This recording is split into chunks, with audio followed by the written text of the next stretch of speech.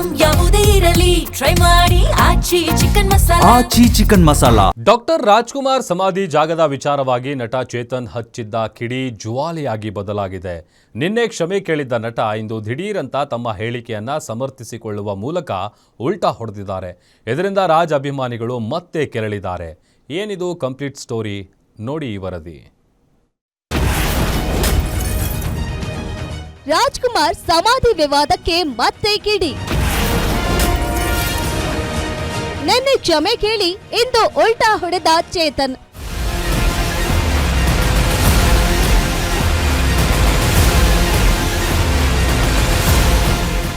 ನಟ ಚೇತನ್ ಅಹಿಂಸಾ ಸದಾ ಒಂದಲ್ಲ ಒಂದು ವಿವಾದಾತ್ಮಕ ಹೇಳಿಕೆಗಳಿಂದ ಸುದ್ದಿಯಾಗ್ತಲೇ ಇರ್ತಾರೆ.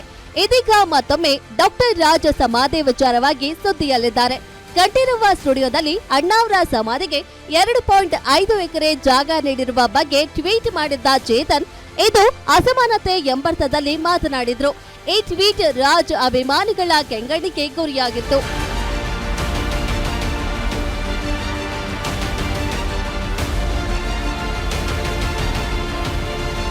ಈ ವಿಚಾರವಾಗಿ ಬಸವೇಶ್ವರ ನಗರ ಠಾಣೆಯಲ್ಲಿ ದೂರು ದಾಖಲಾಗಿತ್ತು. ಅಷ್ಟೇ ಅಲ್ಲ, ಸಾರಾ ಗೋವಿಂದ್ ನೇತೃತ್ವದಲ್ಲಿ ಅಭಿಮಾನಿಗಳು ಚೇತನ್ ಮನೆ ಮುಂದೆ ಪ್ರತಿಭಟನೆ ನಡೆಸಿದ್ರು. ಅಭಿಮಾನಿಗಳ ಆಕ್ರೋಶಕ್ಕೆ ಮಂಡಿದ್ದ ಚೇತನ್ ನನ್ನ ಮಾತಿನಿಂದ ಯಾರಿಗಾದ್ರೂ ನೋವಾಗಿದ್ರೆ ಕ್ಷಮೆ ಇರಲಿ ಎಂದು ಬೇಷರತ್ ಕ್ಷಮೆ ಯಾಚಿಸಿದ್ರು. ಇದರಿಂದ ವಿವಾದ ತಣ್ಣಗಾಯಿತು ಎನ್ನುವಷ್ಟರಲ್ಲಿ ಇಂದು ಚೇತನ್ ಮತ್ತೆ ಉಲ್ಟಾ ಹೊಡೆದಿದ್ದಾರೆ. ವೈಯಕ್ತಿಕವಾದ ಸೇಡ್ ಇಲ್ಲ, ವೈಯಕ್ತಿಕ ಕೋಪ ಇಲ್ಲ.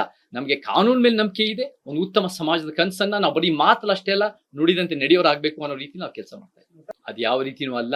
ನಾವೆಲ್ಲರೂ ಸರಿಸಮಾನರು, ನಮ್ಮ ಸಂವಿಧಾನ ನಾವು ಸರಿಸಮಾನ ಅನ್ನೋ ರೀತಿ ಹೇಳ್ತಾರೆ. ಇಂದು ಮಾಧ್ಯಮಗಳ ಮುಂದೆ ಬಂದ ಚೇತನ್ ನನ್ನ ಹೇಳಿಕೆಯಲ್ಲಿ ತಪ್ಪಿಲ್ಲ, ನಾನು ಕಾನೂನಾತ್ಮಕವಾಗಿ ಹೋರಾಡುತ್ತೇನೆ ಎಂದಿದ್ದಾರೆ. ಅಲ್ಲದೆ ಸಾರಾ ಗೋವಿಂದ್ ಅವರು ಬೆದರಿಕೆ ಹಾಕುವ ಮೂಲಕ ಅಣ್ಣಾವ್ರ ಹೆಸರಿಗೆ ಕಳಂಕ ತರ್ತಿದ್ದಾರೆ ಎಂದು ಗಂಭೀರ ಆರೋಪ ಮಾಡಿದ್ದಾರೆ. ಸದ್ಯ ಈ ವಿಚಾರ ಮತ್ತೆ ಕನ್ನಡ ಚಿತ್ರರಂಗದಲ್ಲಿ ಸಂಚಲನ ಮೂಡಿಸಿದೆ. ಕಾನೂನು ತಜ್ಞರ ಸಲಹೆ ಪಡೆದು ಮುಂದಿನ ಹೆಜ್ಜೆ ಇಡುವುದಾಗಿ ಚೇತನ್ ತಿಳಿಸಿದ್ದಾರೆ. ನಿಜವಾಗ್ಲೂ ರಾಜ್ಕುಮಾರ್ ಅವರ ಹೆಸರಿಗೆ ಮಸಿ ಬಳಿತಾ ಇದ್ದಾರೆ ಅಂದ್ರೆ ಕೆಲವು ವ್ಯಕ್ತಿಗಳು, ಸಾರಾ ಗೋವಿಂದ್ ಅಂತ ವ್ಯಕ್ತಿ ಯಾರು ರಾಜ್ಕುಮಾರ್ ಅಭಿಮಾನಿ ಸಂಘ ಅಂತ ಹೆಸರಲ್ಲಿ ಬಹಳ ಅವಾಚ್ಯ ಶಬ್ದಗಳು, ಗೂಂಡಾವರ್ತನೆ ಮತ್ತೆ ಜೀವ ಬೆದರಿಕೆಗಳು, ಏನೇನು ಅವಹೇಳನಕಾರಿ ಮಾತುಗಳಾಡಿ, ಎಲ್ಲ ಒಂದು ಮಹಿಳಾ ನಿಂದನೆ ಮಾತುಗಳಾಡಿ ಬಹಳ ರಾಜ್ಕುಮಾರ್ ಹೆಸರಿಗೆ ಅವರು ಕೆಟ್ಟ ಹೆಸರು ಕೊಡ್ತಾ ಇದ್ದಾರೆ.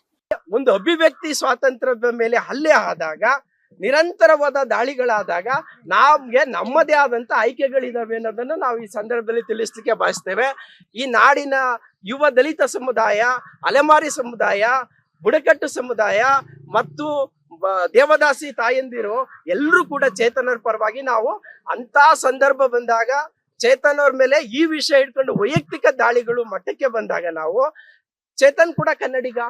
ಒಟ್ಟಿನಲ್ಲಿ ಕ್ಷಮೆ ಕೇಳಿ ತಣ್ಣಗಾಗಿದ್ದ ಬೆಂಕಿ ಈಗ ಚೇತನ್ ಅವರ ಹೊಸ ಹೇಳಿಕೆಯಿಂದ ಮತ್ತೆ ಹೊತ್ತಿ ಉರಿದಿದೆ. ಈ ಕಾನೂನು ಸಮರ ಮುಂದಿನ ದಿನಗಳಲ್ಲಿ ಯಾವ ತಿರುವು ಪಡೆದುಕೊಳ್ಳುತ್ತೆ ಅನ್ನೋದನ್ನ ಕಾದು ನೋಡ್ಬೇಕು. Ajay Kumar, crime bureau, guarantee news, Bengaluru.